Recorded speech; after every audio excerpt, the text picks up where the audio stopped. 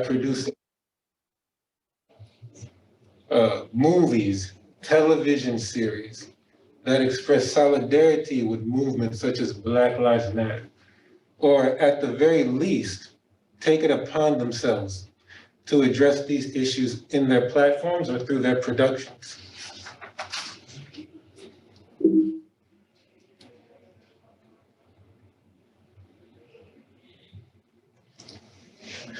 In 2019, Ava DuVernay produced the film When They See Us, which tells us the story of the Central Park five Black and Latinx youths who were wrongfully convicted in assaulting a jogger that evening, and who did many years in prison before the truth finally came out.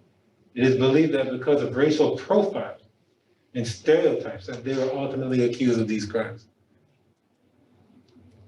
Also, as early as 2013, Ryan Coogler produced the film Fruitville Station, which tells the story of Oscar Grant, who was killed by Bay Area police in San Francisco, and he was stopped at a train station.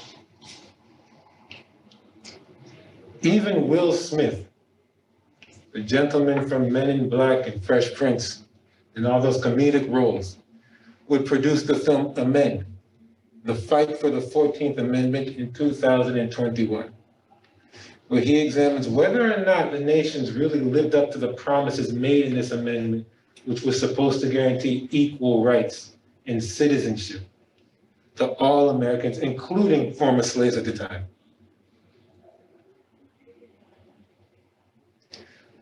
And while these productions also give us a taste of realism and show the inequalities that Black people deal with on a regular basis, they've also taken time to celebrate Black culture.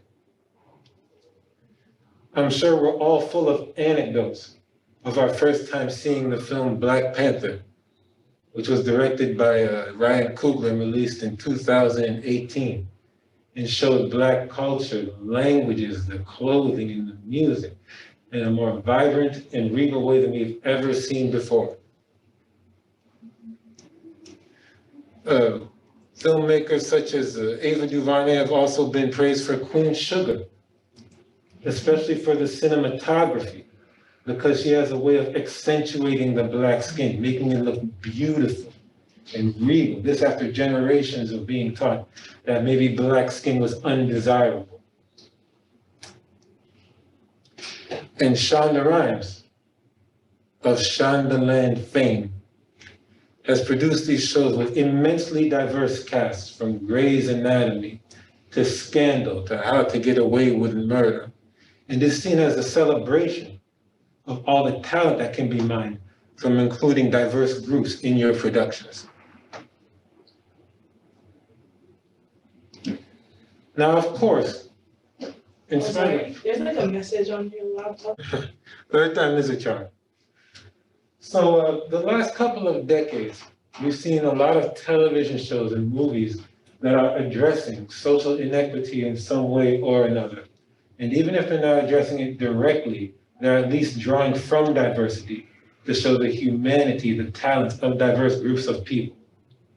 So in many ways, they're reflecting the progress that we'd like to see in society in response to the violence that we've seen relating to George Floyd, Sandra Bland, and others. But they haven't been perfect. Even they have been criticized. Okay, Ryan Coogler was criticized for demonizing Killmonger, which is the enemy of King T'Challa in Black Panther. And in so doing, he's seen as a criminal, as a demonizing radical voices, as opposed to the more secular, reserved T'Challa. And so they see that as detracting from the film's message. Fruitvale Station, again depicted on the top right corner of the screen, has been criticized for misrepresenting Oscar Grant, who it turns out had a criminal record at the time of his killing.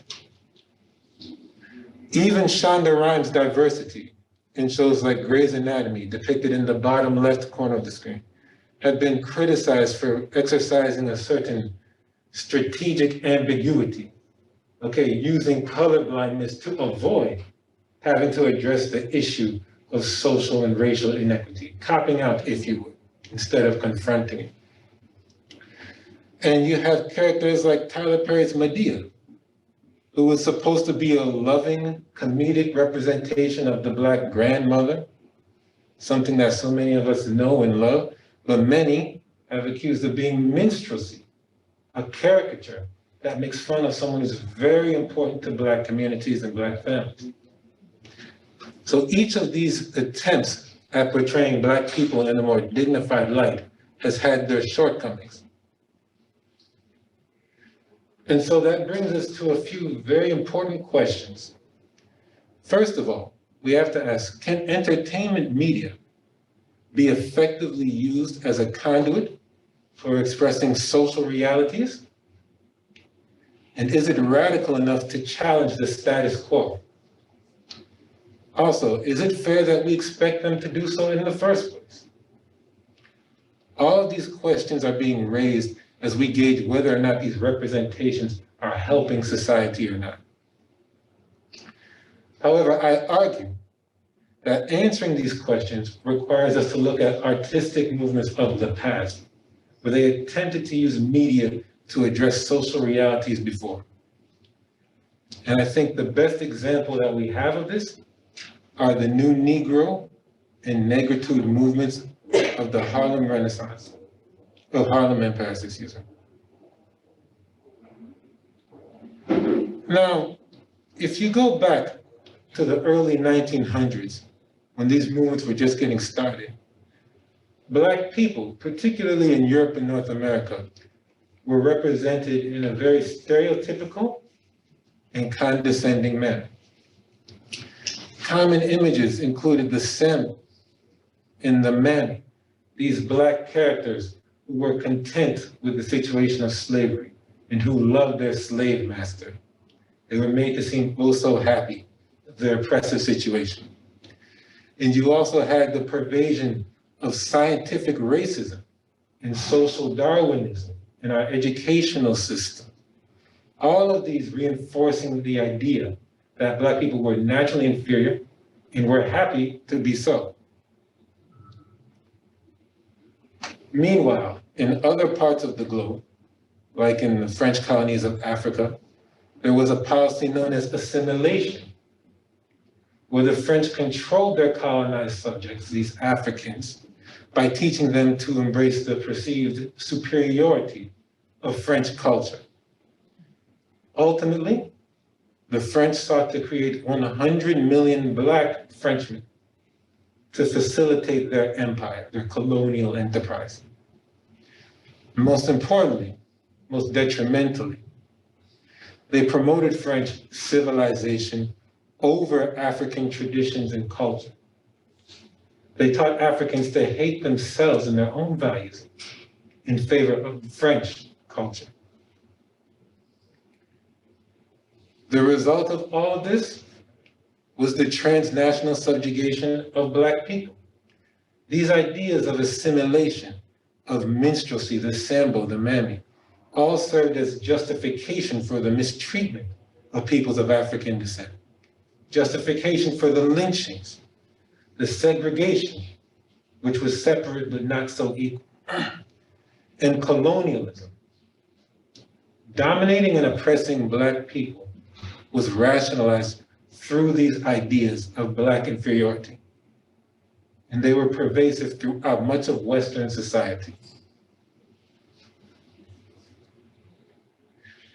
In response to this, you would have a generation of Black authors and artists who would challenge these stereotypes, these condescending ideologies.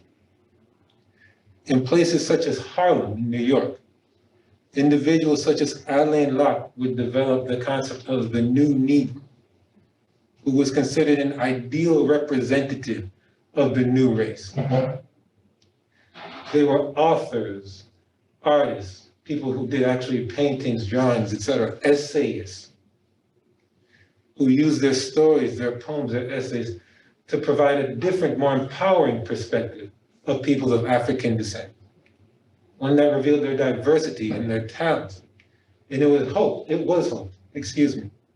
that they would contribute not only to the uplift of the race, but the promotion of democracy in America, that they would contribute to society as a whole as Black people, thereby affirming their equality and what they had to contribute. And they drew from realism and cultural pride for inspiration. One thing that the literature of New Negro authors did was it challenged this idea that Black people were content with an oppressive situation. In the poem Genius Child, written in 1935, Langston Hughes wrote, "This is a song for the genius child.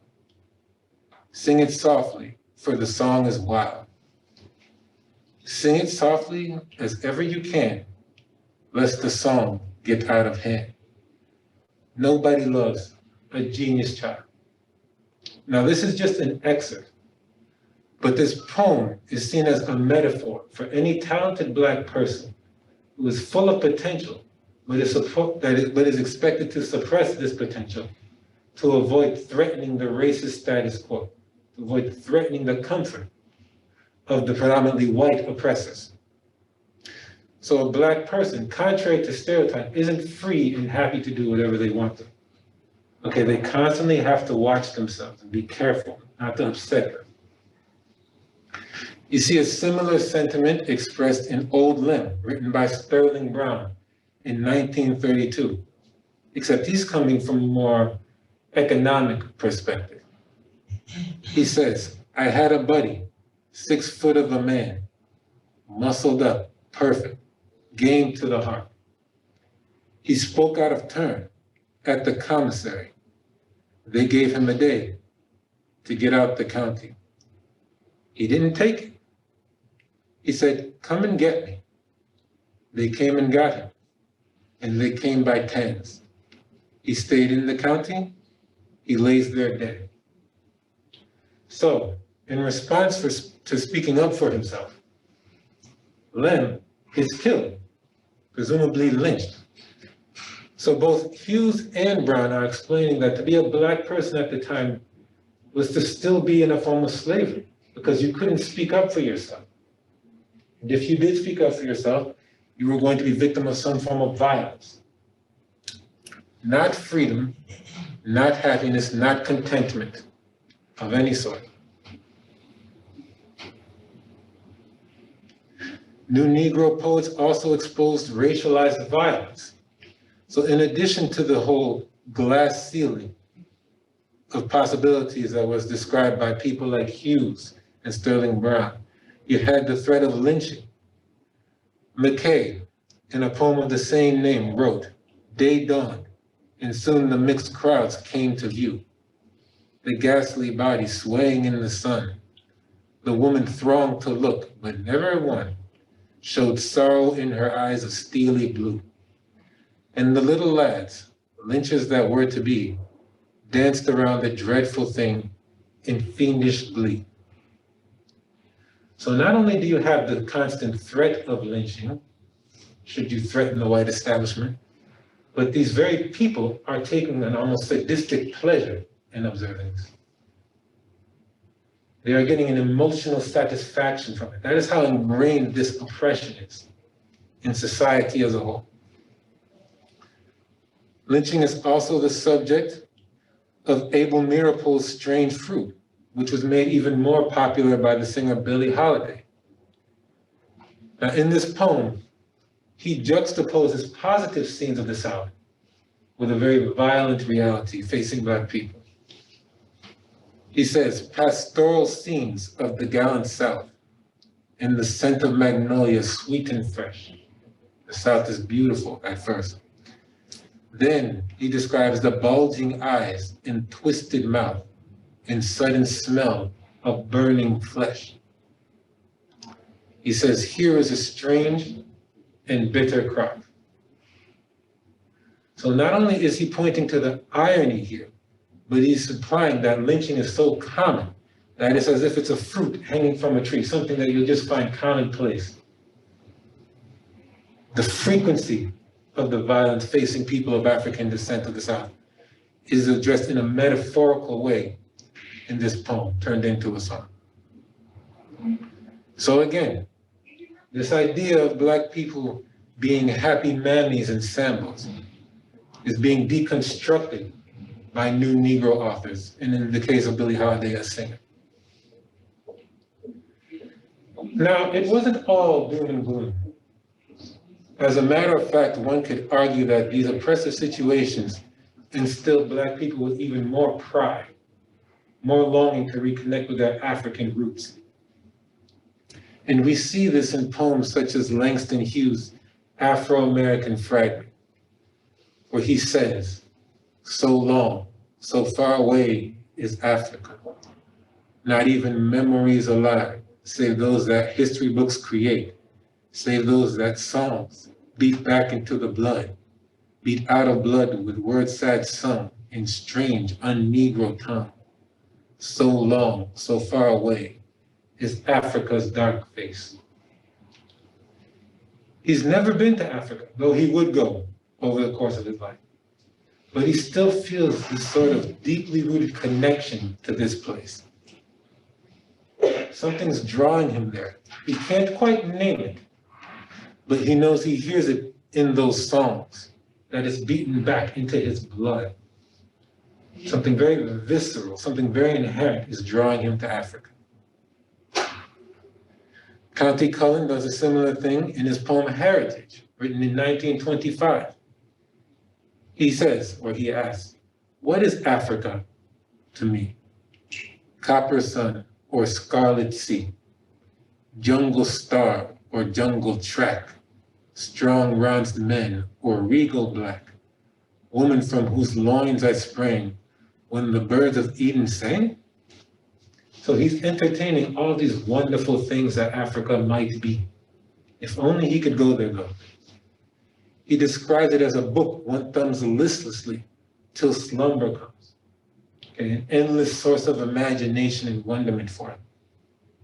And throughout the poem, he repeats phrases like, "So I lie," as if constantly anticipating this opportunity to connect with the Africa that he desires so much. So there was a strong sense of pride in Africa, even amidst all of the oppression that peoples of African descent were experiencing in the US. Now, some people would argue that the new Negro movement would eventually die out because in 1930, 1929, you have the onset of the Depression. And so economic hardship made the production of this type of literature very difficult. People are more concerned about working than they are about writing poetry.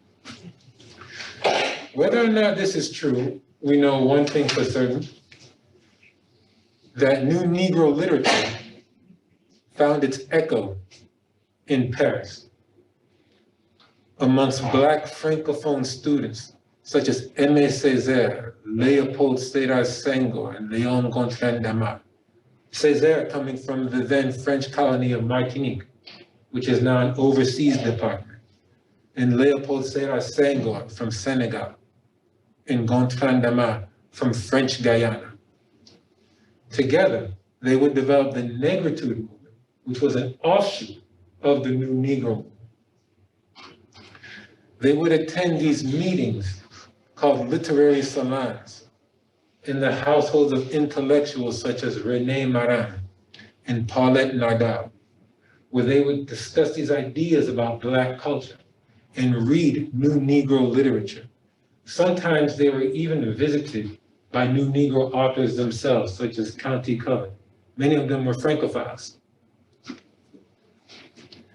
They would also read academic journals such as Légitime Défense, La Revue du Monde Noir, L'Étudiant Noir, all of which were published by Black people and translated new Negro literature to French, and then the Francophone Black literature to English. So it was a conduit through which they could be exposed to each other's creativity. And that is one of the primary ways that they learned about New Negro literature and its ideas. Ultimately, when they finally developed Negritude, they would define it as the sum total of Black cultural values. Everything from our music, our speech, our style of dress, they said was a manifestation of Negritude and something to be proud of. Because up until this point, keep in mind, we're taught that to be Black or of African descent is to be shameful, backwards, pagan. They're now turning that whole logic on its head. Ultimately, through Negritude, they sought to create a philosophy that was devoid of racism. They didn't want to just turn racism on its head. Okay, that would do nothing more than just reproduce the prejudice that they had been victims of. What they did want to do was turn to themselves, do some introspection, find out who they are in this world that also includes people of European descent and Asian descent and their different value systems. And despite its differences, it was nonetheless a continuation of and shows solidarity with the New Negro Movement. And Camara himself has said that they took direct inspiration from the New Negro Movement.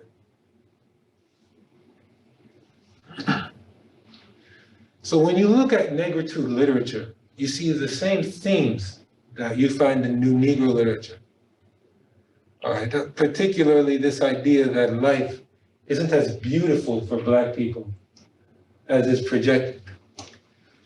When you think of places such as Martinique, which is in the Caribbean, you think of a vacation spot, tropical weather, thank you so much. But Césaire is saying that it's quite the opposite situation. He describes his home, the Antilles, as being pitted with smallpox, dynamited by alcohol, stranded in the mud of this bay, in the dust of this town, sinisterly stranded, he said. So all of this underdevelopment, he's trying to say, is a result of French colonialism, that they did not develop their colonies. Contrary to promoting this idea of assimilating Africans and welcoming them in. Hypocrisy is what he's drawing attention to.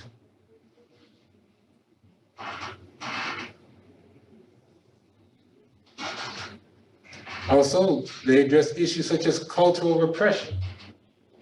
Keep in mind, in poems like Genius Child or Old Men, Brown and Hughes are explaining how they have to keep their voices very low. They can't speak up or show what they're really thinking. Because again, they don't want to threaten the racist status quo or provoke any violence. Senghor is addressing a similar dynamic as a Francophone subject. He says in his poem Totem, published in 1945, I have to hide in the depths of my veins, the ancestor to the skin crossed, lightning storm and lightning, my guardian animal, I must hide. I will break the dam of scandals. It is my true blood, requires fidelity, protecting my pride naked against myself and super happy races. Again, he says, I have to hide in the depths of my veins, the ancestor to the skin crossed. He has to suppress it to live in this world that the French have created. He's not yet able to be who he really is, which is an African.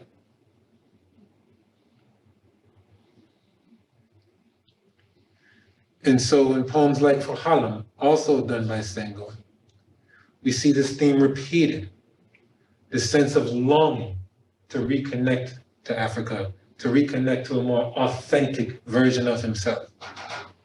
He says, we shall bathe, my dear, in an ambience of Africa. Furniture from Guinea and Congo, heavy and polished, somber and serene. On the walls, pure primordial mass, distant yet present. Stools of honor for hereditary guests, for the princes of the highlands. Distant yet present. almost sounds like what County Cullen was saying, or what Hughes was saying about this Africa that they're not quite connected to, but they're still dreaming of it. Something deep inside is connecting them to the continent. And in the case of the Black label, we see Léon Damas celebrating Black culture in a more effusive manner. And he's not alluding to his longing for the continent. He's saying outright that beauty is Black and wisdom is Black, for endurance is Black and courage is Black, for patience is Black and irony is Black, for charm is Black and magic is Black, for love is Black. I enjoy teasing my students with this poem because it's so repetitive. But then I always ask them, what do you think he's saying? He's taking all these adjectives, beauty, wisdom, endurance, that can be applied to anyone of any ethnic background. And he's saying that Black people have those things too. So while his frequent use of the word Black implies a degree of superiority, or might for some people reflect this idea that Black should be viewed separately, it's really the opposite. He's saying that all of these things can be found amongst Black people and can be found amongst the rest of the world too. In other words, we're all human. This human beauty, wisdom, and endurance that you find amongst white people, Asians, etc., exists amongst people of African descent too. So we're not inferior at all. And once you recognize this, you know you do not deserve to be lynched or colonized or forced to take lesser pay or anything of that nature. You've accepted the fact that you are powerful and beautiful. Now, ultimately, what the new Negro and Negritude movements did was they served as global unifiers. Yes, their focus remained the Black experience and the affirmation of Black culture, but they were very transcendent in how they affirmed these things. Keep in mind, those publications that exposed the Francophone thinkers to new Negro literature, they translated different works, okay? They translated from English to French, French to English. Connecting was always the goal, never exclusivity or separation. So we're reminded of that with L'étude noire and Légitime Défense, and they established a transnational dialogue. At the same time, by connecting Francophone and American authors, they set up a network of patronage. Because again, they can publish each other, they can visit with each other, share ideas. So patronage that wasn't always financial, but at least intellectual. And we see this with the production of novels such as Banjo, written by Claude McKay. This possibility for sharing of ideas and resources and talents across borders if we're willing to connect with Black people in other parts of the world. As a quick summary, Banjo tells the story of a character named Ray, Black American, who goes to work in Marseille, in the south of France. And while he's there, he's working with people from other parts of the world, from the Caribbean to Africa, the Middle East, other colonized people. And they're realizing how much they have in common. And they all enjoy the music of a character named Banjo, all united by their enjoyment of a common song. So that is in many ways a sort of exclamation point on the sense of unity that characterized Black people across the world during this time period. Now, aside from being realistic and celebrating Black culture, we also find out that the new Negro and Négritude movement would serve as inspiration for future art, scholarship, and actual social movements. It did not remain a theory, as I like to remind my students. It actually became implementable. For starters, we see authors such as James Baldwin, who we all know for books such as Notes on Native Son, or the documentary, I Am Not Your Negro. And he was claiming that he actually took direct inspiration from authors such as Cullen and Hughes. They inspired him to look at the condition of Black people in America. Similarly, Richard Wright, who wrote books such as Native Son, also inspired by Harlem Renaissance literature, New Negro literature. Zora Neale Hurston, the author of Their Eyes Were Watching God, all of them look to the literary production of New Negro authors, and they use it to inspire their own analysis. And even if it wasn't an analysis, even if it was just a story, the way in which they told that story and talked about it as Black characters was a reflection of the New Negro influence.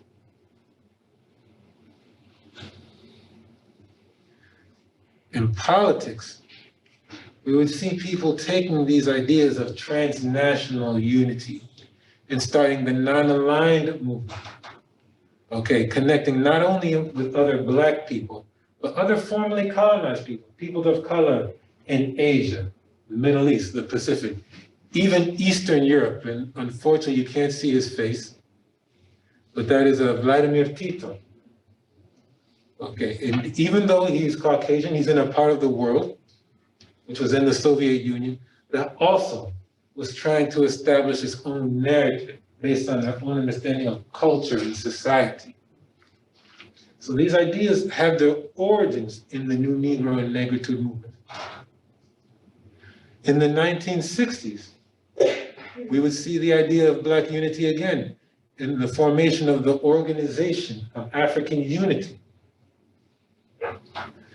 And I believe this photo is from Addis Ababa, 1963. Francophone Africans, Anglophone, unfortunately now Lusophone, many of them were still fighting for independence. North Africans, Arabs, all of them uniting behind the idea of Pan-Africanism, which has its origins in the early 1900s, around the time of the New Negro and Negritude movement. They would even develop culturally inspired policies once they were independent, such as conscientism, Ujamaa, Africanization of curriculum. And conscientism and Ujamaa, to be clear, are meant to impose, or insert, I should say, African ideas of community into political policy, sharing of goods, of resources. Again, all of this derived from pride in African culture and the belief that African culture can be used to build great things.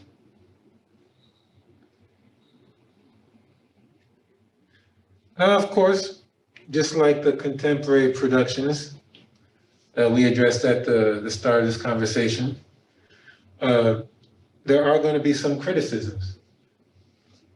Some people have accused the Negritude movement and the New Negro movement as being bourgeois, because only privileged, well-educated Black people were involved in it. They were the ones producing the literature, traveling back and forth to France to do these things.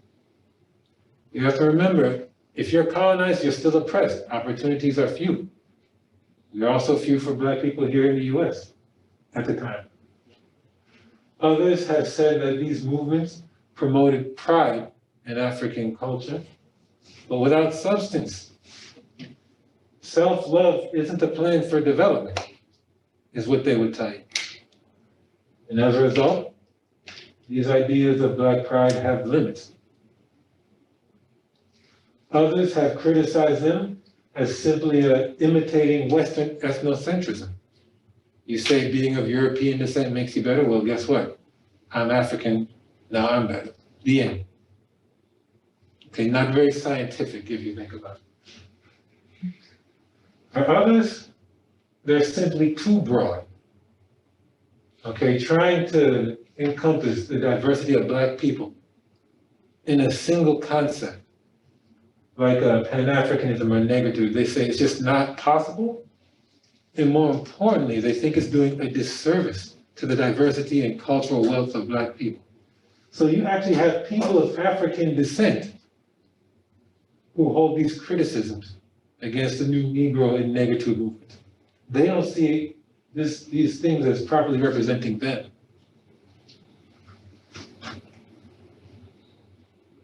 Doesn't mean they're right, of course. So, we're back to our initial concern. We started off asking, can media be effectively used as a conduit for expressing social realities? To which I responded, absolutely. Especially today when we have so much media at our disposal, social media in particular. So many avenues to express ourselves. With one tweet, I can let people know what's happening right here in this room right now. I can talk about an injustice. I can advertise an event in just a few seconds. And that hasn't changed. Media is still the most effective way to reach a large audience. And keep in mind, you don't have to be well educated to have a Twitter account. You don't have to be rich to check Facebook, to go see a movie, to watch TV. Whereas Harlem Renaissance thinkers were accused of being what? Too high, too elite. So this is better in that sense. Is it radical enough to challenge the status quo? That depends on who's using it. Of course, in today's media, today's literature, there's a lot of junk.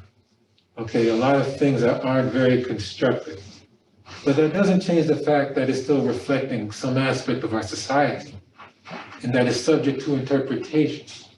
There's something to be found in everything. What we really need to consider, though, is what types of human beings are we producing? There's always going to be diversity in media, but are we producing people who can comprehend properly this media, absorb it in a way that's useful? And lastly, I asked, is it fair that we expect them to do so? Should media bear the burden of expressing social realities? Because sometimes, maybe you just want to write a poem for writing a poem. Maybe you don't want to carry the weight of a social issue. To which I argue, yes, it is fair that we expect all media to be constructive or socially motivating in some way. Because at the end of the day, we're all part of a society and we need to be responsible. Even if we're not directly addressing a social issue, we can be inspiring people creatively or uplifting their existence with a good moral or something to make them laugh, something to teach them good values. Now that seems unfair, but think about people like Mark Zuckerberg, who have been accused of allowing Facebook to have advertisements for things that may promote human rights abuses. You see, very dangerous, and it's not policed the way that people want him to police it. So I do think that in some way or another, we all need to be responsible for the type of media that we produce, whether it's socially motivated or not. And you guys are free to disagree with me on that. Yeah, so yes, definitely. Media is still a very powerful tool for instigating social change, now more than ever. But we have to balance that with cultivating good human beings. And that starts with institutions just like the one we're in right now. So that being said, I'm going to go ahead and conclude my comments and open the floor to any questions. Thank you.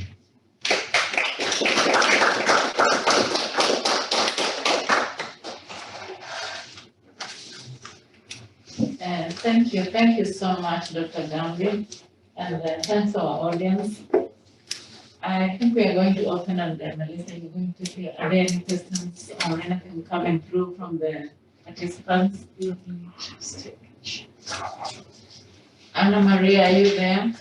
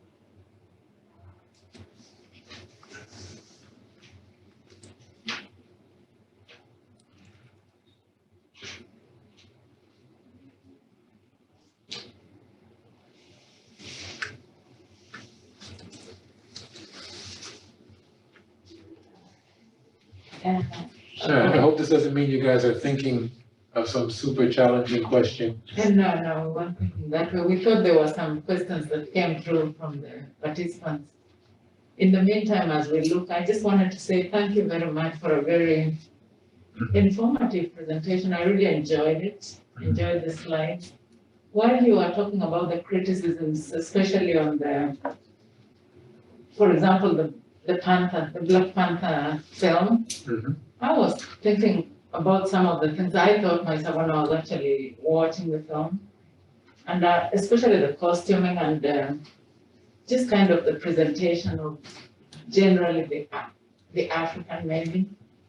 And I don't know if you came across that as part of any criticism. I just thought it was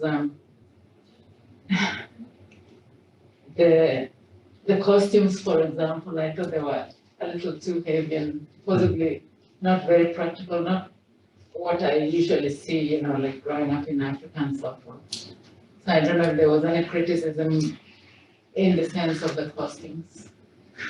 I read a lot of praise for the costumes, and I'm trying to be very careful here because I know I had my criticisms, but I'm coming from the perspective of an Africanist. But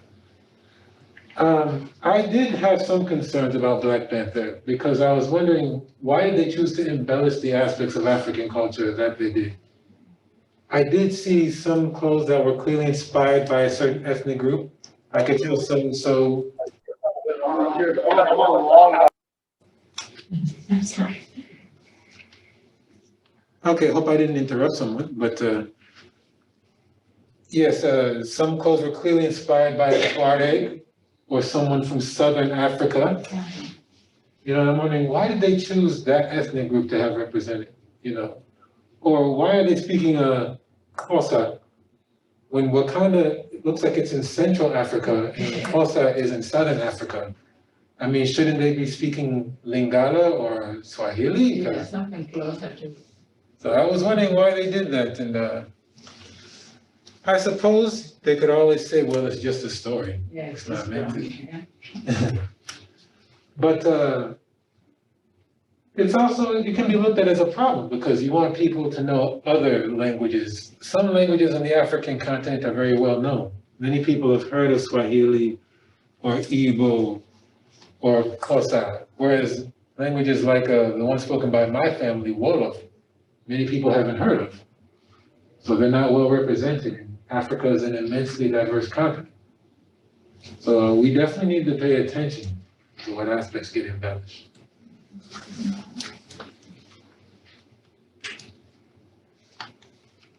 Anybody with a question in the audience? I think we have one of my, okay. Okay.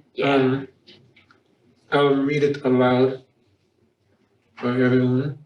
I think there's a couple of them. So I'll start backwards. I'll do Ms. Uliera and then I'll get to you, William. From Uliera, the question is, do you find the criticisms of the new Negro movement valid? Do you think these criticisms are still valid in these times? No, I do not find, first of all, thank you for your question. I do not find the criticisms of the new Negro movement to be valid.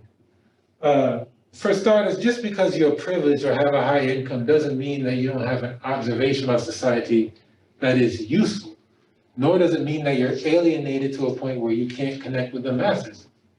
At the time, in history, the 1920s and 30s, that's how it was. The nature of oppression was that only a specific few Black people could get good educations to learn these things. But they were conscious of their oppression, so they were able to, dare I say, weaponize what they were learning to fight and advocate for a better existence for Black people. So all things considered, no, I do not agree with the criticisms made against the new Negro movement. And the second part of your question, do I think they're valid today? As contradictory as it sounds, yes, because today we have a different circumstance. Now, we as Black people, we have more opportunities. We even have HBCUs. We benefit from integration. So we have more at our fingertips. Okay, so yes, you can say that the Harlem Renaissance New Negro thinkers were only a small section of the population. So the perspective that they were projecting was a limited one. But again, I remind you that it was circumstantial. Now things are different. Now, if that were the same situation, it'd be a problem. Because we know for a fact that there's a much broader pool that we could be listening to.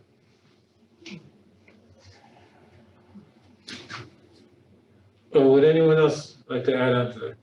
The second question, which was the first question, thank you, William, for being patient. He asks, and you guys can see, but for those of you listening, are there any forms of media that you think show this well? Maybe the Cosby Show or the Fresh Prince of Bel-Air. Oh, show Black people in a dignified light, you mean, I'm sorry. Absolutely. I think that many people are determined to use media and all this resources to, if not show us in a positive light, at least show our diversity again. And some would argue that that in and of itself is a victory. You may not like the show Grey's Anatomy, okay? You may not like How to Get Away with Murder, but you may like the fact that it's become normal to see people that look like you on television, because at least society is acknowledging your existence. So yeah, you wish maybe it'd be a better quality, but being there is the start. So yes, I do definitely think that some of these more recent shows are doing a good job of better representing Black people. And someone is welcoming me to pick. Thank you. It's a pleasure to be here. Any other questions?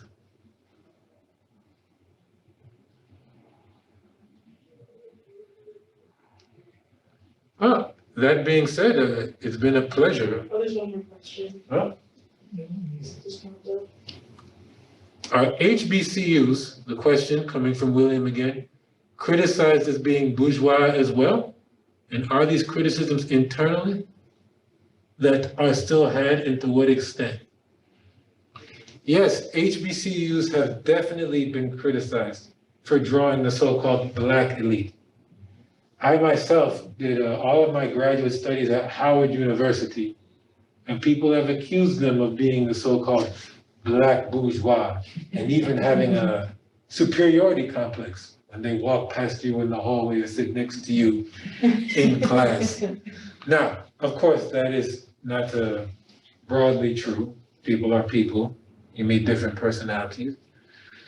But yes, some would argue that these types of institutions have, in many ways, perpetuated certain attitudes and behaviors rather than develop new ones. So even if they're not intentionally bad, you have to ask, have they been evolving?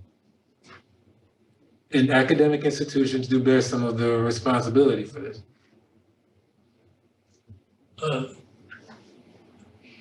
And the second part of your question, before I get to Bruno, are these criticisms internal? If I understand your question correctly, yes, attitudes are ingrained. That's how they transcend generations, just like slavery and racism. You know, from generation to generation, they manifest themselves in a different form. And it's the reason people are talking about all of these things.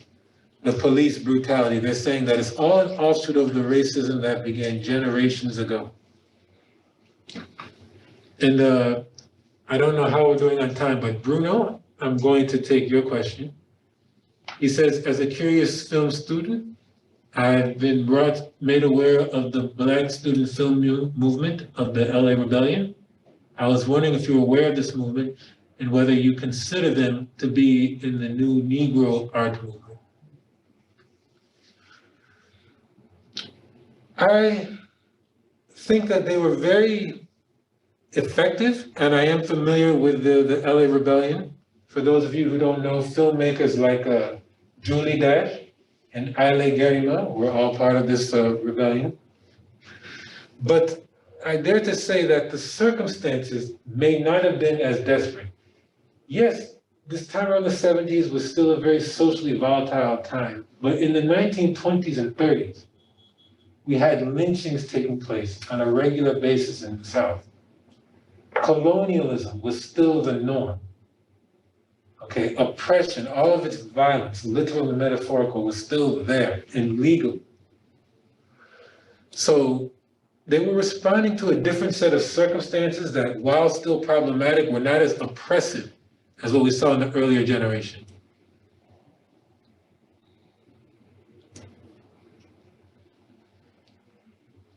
Thank you, Bruno.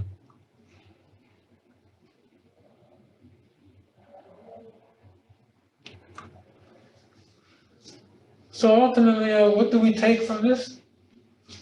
Art is still powerful. As I said before, it reaches a vast array of people. You don't need to be rich or any particular background to watch a film or read a text or a tweet or read a short passage. Okay, it's very accessible and it spreads very quickly. And I would like to see people who produce media use their platform, their skill set to promote social advocacy more. Yes, Dr. Biko. Now, just one question actually has to do with the media. Or how do you see the difference in how, when you say, can media be effectively used as a cover for expressing social realities? Definitely, or if you look at even Black history, not even America, throughout the whole world, even where under colonization, apartheid, those kind of stuff, where we all have access, right? They have access to talk. And media serve as a channel through which they could talk. That's why it's reflecting way of life in terms of publication and everything. But what I want to ask that now the young people now, how do they react through the media as compared to the older? Because some years ago, the way last in terms of during winning independence, civil rights, and so on, how the media is being expressed is slightly different. Is it not different from now how presently we see media do what we do, we see people do? Is it not different? You have the same thing? Maybe they have a different vision until a new generation. How do they use the media?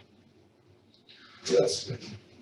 Well, media has become very powerful, very corporate. So you have bodies, first and foremost, that disproportionately influence the type of information that spreads via media.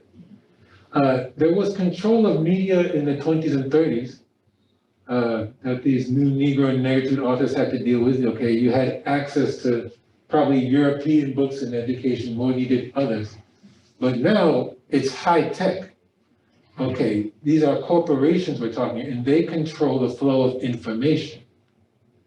So in that particular sense, today's creators still have it hard, even though I'm tempted to say that they don't always have it as hard as the older generation. They really do, because the monitoring of data and having the means to express yourself on media platforms is still limited to really a few specific organizations, very powerful conglomerates that control the flow of information. And that's a key difference between now and then. Yes, Dr. Biko, I knew you were gonna make me work. Yes, if I've worn you guys down? No, we are thankful. I think we are out of time. Yes. But we really thank you so much for such a powerful presentation. I'm sure we all learned so much. Thank you and thank you again. And hope you can do this again when we call on you. Anytime. Yeah. And thank you everyone who stayed with us to the end. And we hope to see you again in our next installation of the Let's Talk Africa series. Thank you.